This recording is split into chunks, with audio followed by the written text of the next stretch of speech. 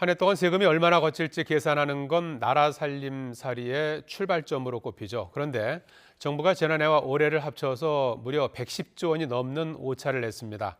낙제점을 받은 정부의 세금 수입 예측이 어떤 문제점을 일으키게 되는지 권남기 기자가 취재했습니다. 정부는 지난해 61조 3천억 원의 세금 수입 예측 오차를 냈습니다. 세수 추계의 오차가 컸던 거에 대해서는 정말 다시 한번 또 송구하다는 말씀을 드립니다. 최악의 오차에 문책성 인사와 감사원 감사까지 이뤄졌지만 정부는 올해도 50조 원 넘게 틀렸습니다. 오차율은 지난해 20%를 넘긴 데 이어 올해도 두 자릿수를 기록했습니다.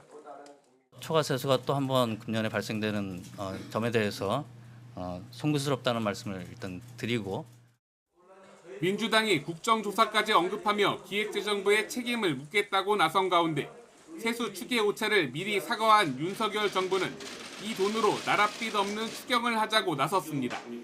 전망이 또 틀리는 거 아니냐는 지적엔 보수적으로 잡은 금액이라며 자신감을 보였습니다. 낙관적인 경제 전망, 불확실한 경제 전망에 의해서 기초하고 있지 않다. 상당히 보수적으로 보면서 저희들이 수치를 제시하고 있다. 그런데 3대 세수 추계 기관인 국회 예산정책처가 정부의 예측과는 다른 내용의 보고서를 냈습니다.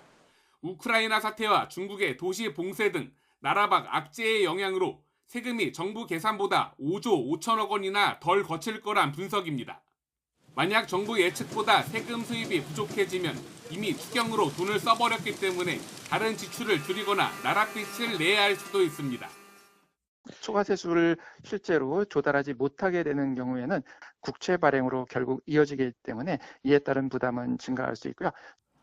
반복되는 세금 수입 전망 오차가 고질적인 재정 적자로 이어질 수 있다는 지적도 나옵니다. 장밋빛 전망에 필요 이상 씀씀이를 늘리다가 결국 적자를 늘리며 고통으로 돌아온다는 겁니다. YTN 권남기입니다.